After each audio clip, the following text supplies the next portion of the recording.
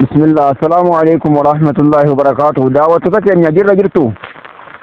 Baga Rabbiin guyyaa har'aatiin isin ga'een isiniin jedha. Kunoo sagalee wanni dhageessan kun egaa sagalee galaanaati. Kunooti akka jabaadha jechuudha kuni. Kunooti amma keessa gaheetiin jira. Dachiin bal'oon akkanatti agartan kun lafa namaati. Lafa namni irratti gabbifatu, irratti horsiifatu dachiin kun jechuudha. Mee ilaala. Amma galaanni dhuunfatee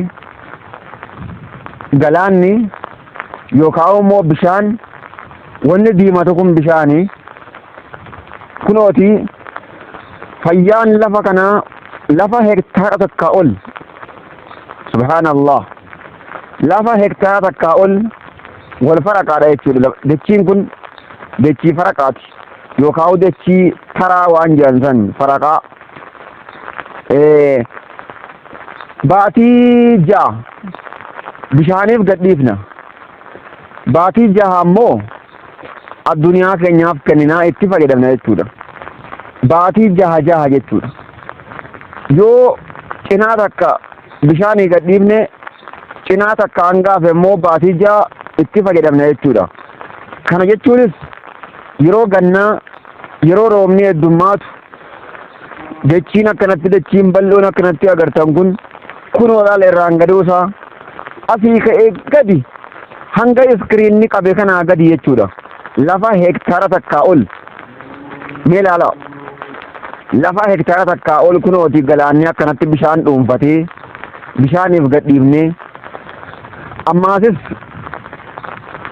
bishaan dhuunfatuudhaan addunyaan keessa taa'uu hin dandeessu yookaan beeyladaan keessa taa'uu hin dandeessu.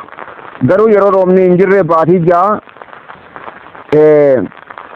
itti fayyadamuu irratti gabbifachuudhaa fi faradoodhaa fi loowwan adda addaa irratti hidhachuudhaan itti fayyadamna. Haa ta'u amma akkuma agartan kanatti humni karabbiiti. Galaanni kun dhuunfatee jira yeroo ammaa kana waan takka fayyaduu hin danda'u jechuudha. Kanaaf kun akka iskiriina gubbaatti agartan kana akkuma kana jechuudha. Kunoo gisee akkanatti ilaaltan maal isinitti fakkaata? Duuba kunoo dachii hektaara tokko takka ol kunoo bakka nama jiru kanaa gadi hanga iskiriina keessatti ni gartan yookaan moobaayila kana gubbaatti ni gartan lafa hektaara tokko jechuudha. Asiin bishaan guddaa tokko ture. Kunoo bakka mukkeen dhadhaabbatan san bishaan guddaa wayii jira. Yoo Rabbi fedhe sagantaa itti aanu keessatti waraabuun kiyyas ni mala. Bishaan guddaan sootalloo ka jedhan san bishaan yoo keessa dhaabbatan nama mul'isuu hin dandeenye yoo daakan malee yeroo gannaa yoo keessa dhaabbatan nama mul'isuu hin danda'u. Nama meetira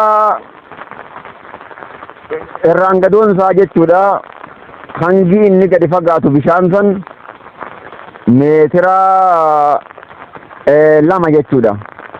Meetira 2 haga 2 fi walakkaa deema. Kunoo muka kanaa achitti jechuudha. Bishaan guddaan san bishaan seenaati. Bishaan seenaa jechuun kiyya maali? Bishaan Oromiyaa fi Dabuubii adda baasudha.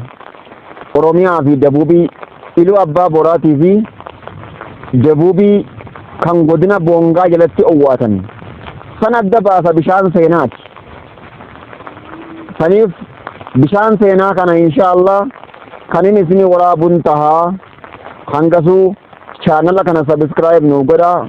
Viidiyoo kana ammoo like nu godhaa isiniin jenna. Assalaamu alaikum warahmatullahi wabarakatuhu.